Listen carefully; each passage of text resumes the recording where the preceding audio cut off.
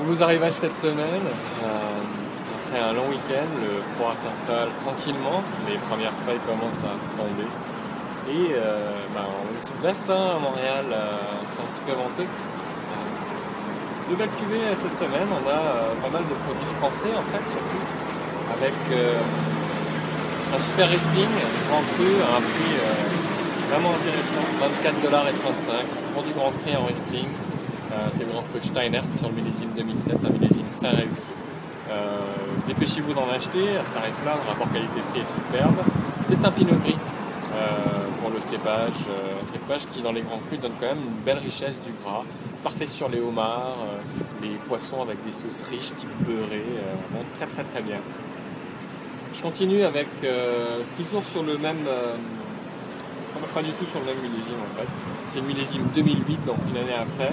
À 21,05 $, vous avez le Bourgogne Chardonnay, signature de la maison Champy. Champy, une maison qui travaille super bien. Donc vraiment à découvrir. Côté frais, avec un côté un petit peu riche quand même du chardonnay. Un beau gras, 19,95 $. Franchement, une très très belle cuvée. Je continue avec Jean-Louis Chave.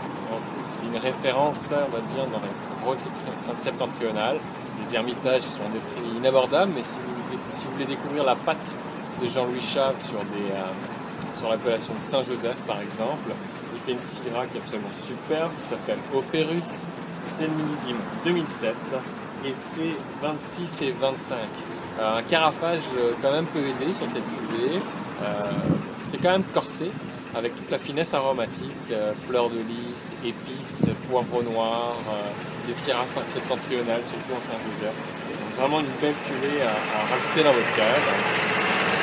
On a fait l'Alsace, on a fait la Bourgogne, on a fait le Rhône et Chinon, la Loire, superbe cuvée qui s'appelle les Picasses pour les amateurs de Cabernet Franc. C'est un 2003, donc un vin qui est un petit peu plus vieilli, un peu moins sec, un peu moins acidulé que d'habitude, peut-être d'un millésime quand même très solaire.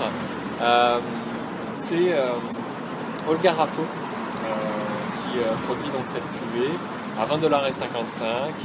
On aime beaucoup le côté végétal, la fraîcheur du Cabernet Franc, donc un rouge vraiment pour les amateurs de Loire à se procurer. À surveiller sur les tablettes, le Bénégas, cuvée d'Argentine Don Tiburcio. Millésimé, ils mettent pas le millésime, c'est bizarre.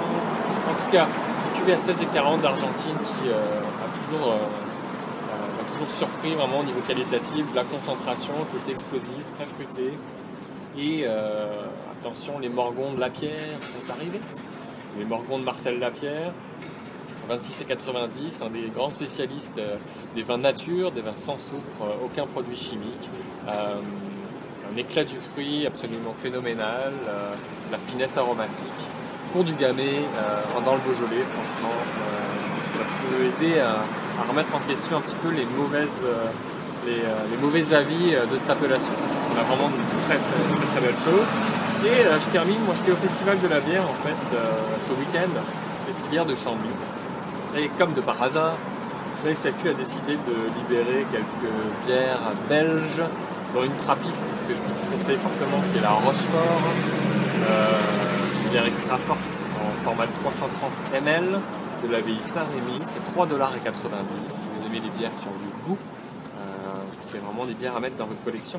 Et également de l'abbaye de Saint-Bernard, la Saint-Bernardus, qui est également une brune, qui elle on peut acheter en format de 750 ml. Les bières se gardent très bien avec le temps, donc n'hésitez pas à la mettre de côté, surtout les bières d'abbaye belges. 9,20 $ pour un format 750, ça vaut la peine. Ici commence tout doucement à mouiller un petit peu. Et je vous dis à demain pour une capsule peut-être un petit peu plus le fun, un peu moins de produits, mais bon, vous avez de quoi faire aujourd'hui avec tout ce qu'il y a là-dessus. Bonne journée!